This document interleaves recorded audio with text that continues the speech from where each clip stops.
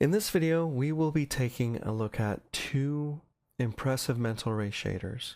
We'll be looking first at the MIA material, the Maya material, Swiss Army knife of materials. You can make any sort of surface with the Maya material, just about. It's quite impressive in mental ray. And we'll take a quick look at the MI car paint shader as well, MI metallic paint or the MI car paint. They're somewhat similar.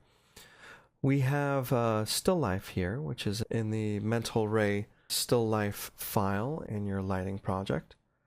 We have the pedestal is currently assigned to a gray Lambert. We're going to go ahead and just assign it to a Maya blend for right now so we can take a look at its reflections. Let's go into the perspective window here. The light we have is Maya spotlight that has its mental ray area light attribute turned on and has ray trace shadows with an intensity of 8 and a linear decay rate. So we're getting a render quite like this, which is quite nice. Now, if we go ahead and go into our camera view and run a render of this scene, we'll want to evaluate the reflections that we get on the pedestal and on the fruit. One of the great things about the Maya shader is its ability to control reflections and give you a really nice effect. Let's put this in our buffer. Now this is a simple blend shader and you've got very crisp reflections on everything. The reflection limit is set to 1 and is giving us a nice crisp result. Albeit a little bit noisy, but that's to save a little time in the render. We'll put this in the buffer and we'll get the hypershade up here and we'll create a Maya material. The difference between a Maya material and a Maya material X is that the Maya material X allows you to have a bump map, but otherwise it's pretty much the same as the Maya material. The Maya material X passes allows you to render an object into mental ray render passes, kind of an advanced rendering topic. We'll go ahead and just create a regular Maya material. Now, the Maya material is quite different in its attributes from all the other shaders that we've seen in Maya. The attributes you can see in the editor here, of course, color, diffuse color, and reflection color. Reflectivity and glossiness. These are different than the typical blend, which has a specular component, which we're very conspicuously missing in the Maya material. Maya material is all about reflection and the glossiness of the reflection. If I decrease the glossiness of the reflection, you'll start to see the specular highlight start to fray at the outsides and diffuse out across the surface. This gives you control over the type of material that you're using, where you're going from maybe lacquered tile countertop to a more dull formica. You have a tremendous range in glossiness. We'll go ahead and assign the pedestal to the Maya material. And without changing anything, I'm going to go ahead and run a render.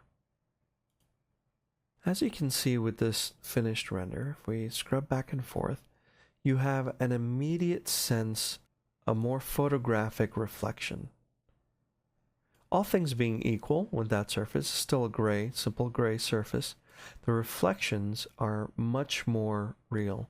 This gives you a sense of a better surface. An actual material would diffuse its reflections the further away it is from the object causing the reflection.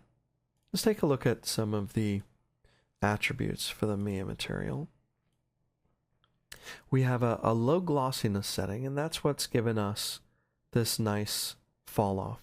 If we turn the glossiness all the way up and give it a render, let's put this in the buffer and render it,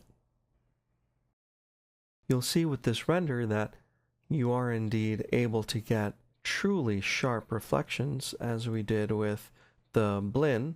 There's almost no difference between the two, but this just seems more natural. So having a lower glossiness will give you a feeling of a much nicer actual physical surface.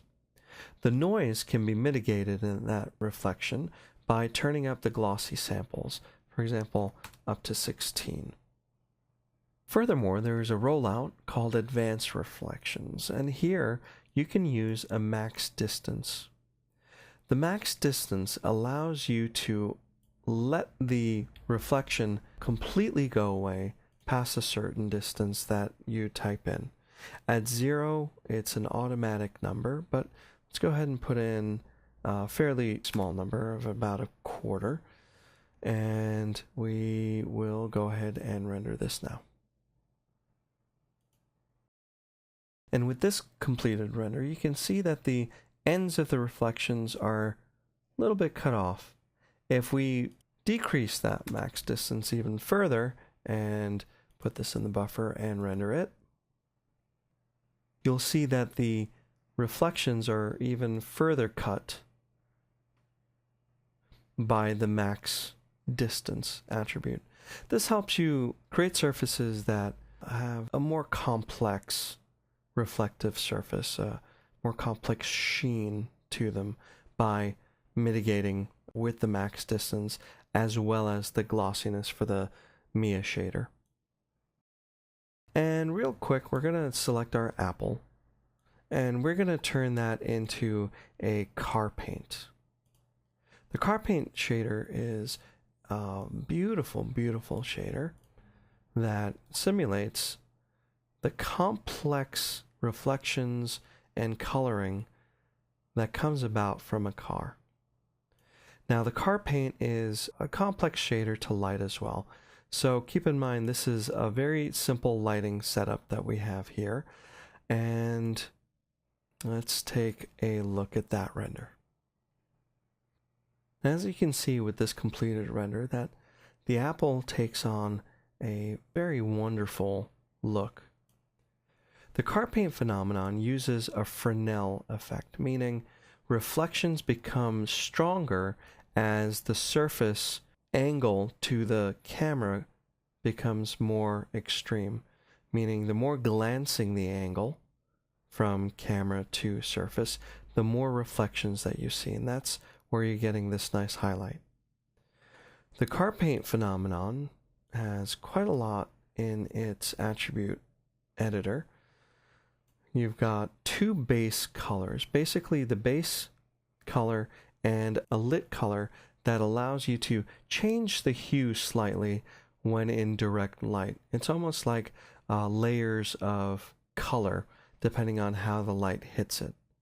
And these weights, diffuse weight, will control how much of that color is seen. We have quite a bit spec parameters and a very nifty section for the flakes, which are these basic paint chips and paint flakes inside that paint. It's a very nice shader to play with and requires a good amount of direct and indirect light to be able to pull out the bits of color that you don't see in the direct light.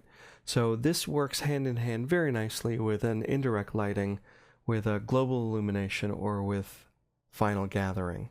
But in a nutshell, it's really neat to play with, and the more you play with the attributes, the more you'll understand how the reflection parameters, the flake, and the diffuse strength, and all these colors come together to give you a pretty nice shiny car. It's also extremely effective using HDRI lighting with an IBL node in Mental Ray. In this video, we took a quick look at the Maya shader, the MIA material, and took a look at the reflection parameters that allow us to achieve a nice, soft, and mitigated reflection.